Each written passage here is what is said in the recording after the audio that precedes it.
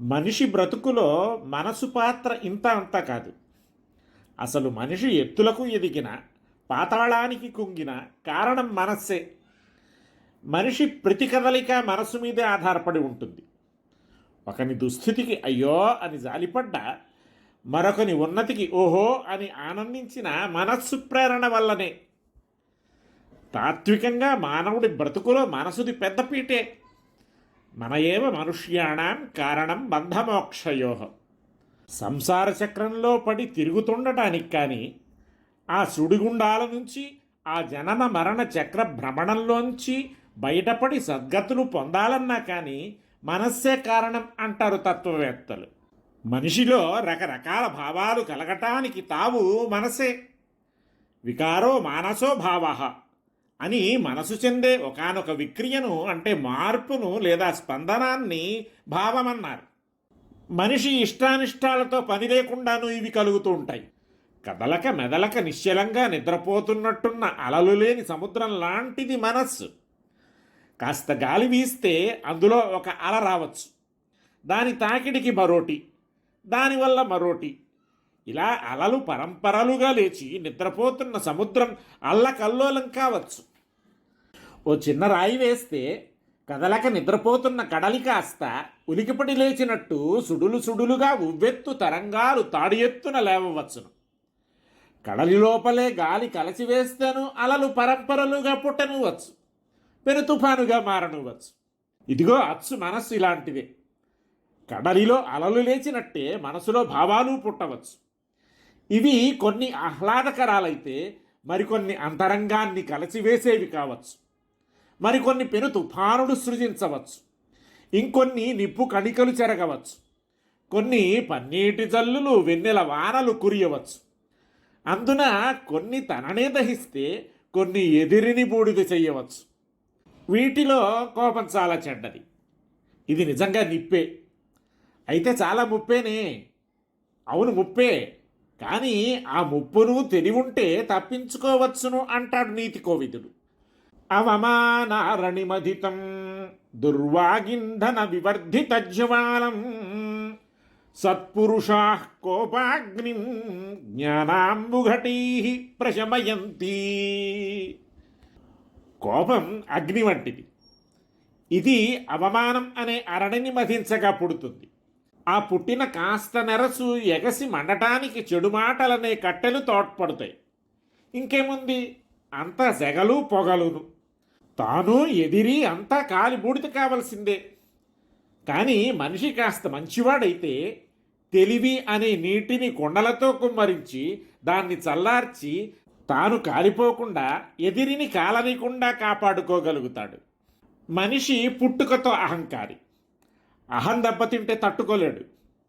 అందుకే ఎవరో కావాలని తనను కించపరచాలని ప్రయత్నిస్తున్నట్టు తలపోసినాడో అసలు నిలవలేడు.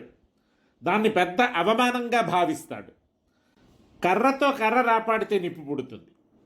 అడవుల్లో మూడువారిన చెట్లు వరసుకొని నిప్పు పుట్టడం, గాలికి మంటలు చెలరేగి అడవులు కాలిపోవటం మనకు తెలుసు. ఇదే కార్చిచ్చు, దావానలం. అయితే ఇది యాదృచ్ఛికం. ఎవరో కావాలని పనిగట్టుకు పెట్టిన నిప్పు కాదు ఇది. యజ్ఞాలలో హోమాని కోసం నిప్పును పుట్టిస్తారు. ఇందుకోసం ఒక కర్ర దిమ్మను దొల్చి కాస్త కన్నం ఏర్పరిచి అందులో మరొక కర్రను ఉంచి కవ్వం చిలికినట్లు చిలుకుతారు. ఆ రాపిడి వలన లోనున్న నిప్పు వెలికొస్తుంది. దాన్ని హోమగుండంలో ప్రతిష్ఠించి హవనాదులు చేస్తారు. ఇది యాజ్ఞి ఆవిర్భవించే తీరు. మనిషి మనసును అవమానం రాపాడితే ఆ వరపిడికి నిప్పు పుట్టుకొస్తుంది. చల్లని పన్నీట మడుగులోనూ నిప్పు పుడితే బాగుండును అనే లోకం ఇది. ఎందువల్లనో ఎవరి వల్లనో ఒక చల్లని చోట నిప్పంటూ పుట్టాక నేను సైతం సమిధనొక్కటి వేసి దానిని మండించకపోతే ఎట్లా అనుకునే బుద్ధిమంతులు 4 చెడు మాటలనే సమిధలు వేసి ఆ కాస్త నిప్పును భగభగ మండిస్తారు. దాంతో మనిషి చిటపట్లాడిపోతాడు, చిరుబుర్రులాడతాడు, కసుబుస్సుమంటాడు, తనలో తాను కాలుతాడు. కాలు ఉరుకుంటాడా, చుట్టుపక్కల కాలుస్తాడు. నా ఇల్లే కాల్చుకుంటానంటే ఆ నిప్పు వీడితో వదిలిపోతుందా ఊరంతా వల్లకాడి చెయ్యక? ఇది అంతే. అరణిమధితం అన్నందువల్ల పని కట్టుకొని ఎంతో ప్రయత్నంతో కావాలని ఎవరో తనను అవమానిస్తారన్న భావమేర్పడి మనసు మండిపోవడం సూచితం. అయితే అలా వాడు మండిపోతూ ఉంటే చూస్తూ ఊరుకోవడమేనా? ఎట్లా ఊరుకుంటాం? ఊరుకుంటే మనము మనుషులమేనా? ఏం చేయాలి మరి? కొంపలు అంటుకుపోతుంటే ఏం చేస్తాం? కడవలతో నీళ్లు తెచ్చి కొమ్మరిస్తాం కదా. ఇక్కడ తెలివే ఆ కడవల నీరు. తెలివిగా తట్టుకొని తెప్పరిల్లి మనసు చల్లబరుచుకోవాలి. మనసు కంటుకున్న నిప్పును ఆర్పుకోవాలి. నిజమే, వాడు అవమానమే చేశాడు.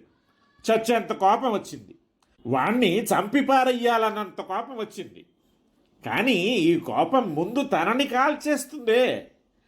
అవమానించిన వాణ్ణి ఏదో చేసే లోపల ఈ కోపం తననే కాల్చేస్తే ఇక తాను చేసేదేమిటి? అందుకే అన్నారు పెద్దలు, తన కోపమే తన శత్రువు అని. కోపం వివేకాన్ని కాల్చేస్తుంది. మంచి చెడుల తేడాను మంట కలిపేస్తుంది. ఆ ఒళ్ళు తెలియని కోపంలో ఏం చేస్తాడో ఏం చెయ్యాలో తెలియకుండా పోతుంది. క్రుద్ధో హన్యాత్ గురునపి. ఆ కోపంలో గురుజన హరణానికి కూడా పాల్పడతాడు. అంచేత తెలివి తెచ్చుకొని కోపం తగ్గించుకొని నిదానంగా ఆలోచిస్తే ఆపదలు తొలగుతాయి, అవాంఛనీయాలు జరగకుండా పోతాయి. అయితే అవమానాల పాలైన వారంతా, కోపం వచ్చిన వారంతా ఇట్లా తెలివి తెచ్చుకొని బాగుపడగలరా? బయటపడగలరా? పడాలి. అట్లా బయటపడగల వారే సత్పురుషులు. సత్పురుషులే బయటపడగలరు. సత్పురుషులైన వారు తమ మంచితనానికి మచ్చ రాకుండా, తెలివి కోల్పోకుండా కోపాగ్నిని చల్లార్చుకోవాలి.